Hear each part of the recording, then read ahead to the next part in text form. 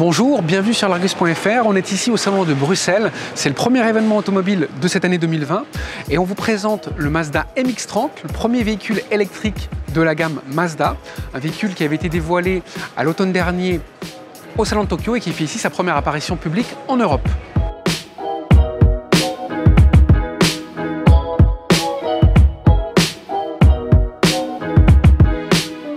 Le Mazda MX-30, c'est un SUV coupé qui a une longueur de 4,40 m, soit un format équivalent au CX-30.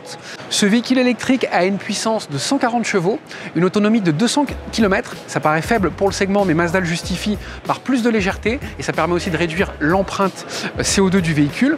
Par la suite, il y aura une version avec un range extender, en fait un prolongateur d'autonomie. Ça sera sous la forme probablement d'un moteur rotatif implanté à l'arrière. Là, ça permettrait d'accroître le rayon d'action d'une centaine de kilomètres. Il pourra alors parcourir 300 km.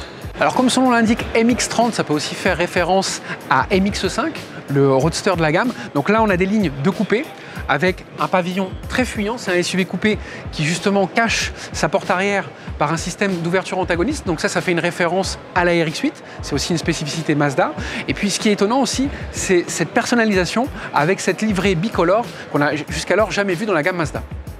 La partie arrière de ce Mazda MX-30 ne manque pas d'originalité. Donc on a les brancards qui vont jusqu'au-dessus des feux pour bien montrer la personnalisation et le côté bicolore. Alors après, on regrettera un petit peu pour une marque comme Mazda qui a toujours été le chantre d'une pureté esthétique et d'avoir un style un peu latin, d'avoir des formes un peu complexes. Alors la question qui se pose, c'est est-ce qu'un véhicule électrique doit être forcément distinctif par rapport au reste de la gamme? La question reste posée. Alors ces portes arrière ouverture antagoniste, ça permet d'avoir une pureté à l'extérieur puisque la poignée elle est dissimulée et puis surtout ça donne une belle accessibilité.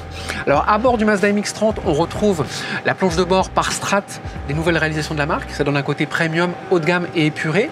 La particularité, c'est aussi cette console centrale tout en lévitation avec des rangements de part et d'autre.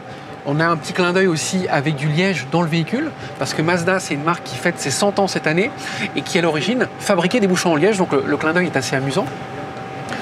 On a d'un point de vue high-tech une instrumentation digitale, un écran numérique au sommet de la console centrale et puis également ici un autre écran tactile. Ça permet d'accentuer le côté high-tech du Mazda MX-30.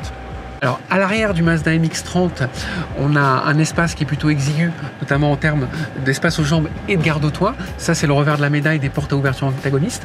Il y a aussi le fait d'avoir un petit hublot sur la porte. Ça donne un côté cocon, un côté intimiste. Donc ça, c'est plutôt le point positif. Donc après, on ne peut pas tout avoir entre une architecture singulière et une habitabilité maximale.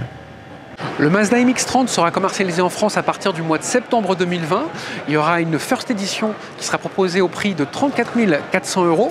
Alors il trouvera sur sa route le Hyundai Kona électrique qui lui est proposé à 34 900 €, qui a une puissance moteur comparable et une autonomie un peu plus grande qui est de 289 km.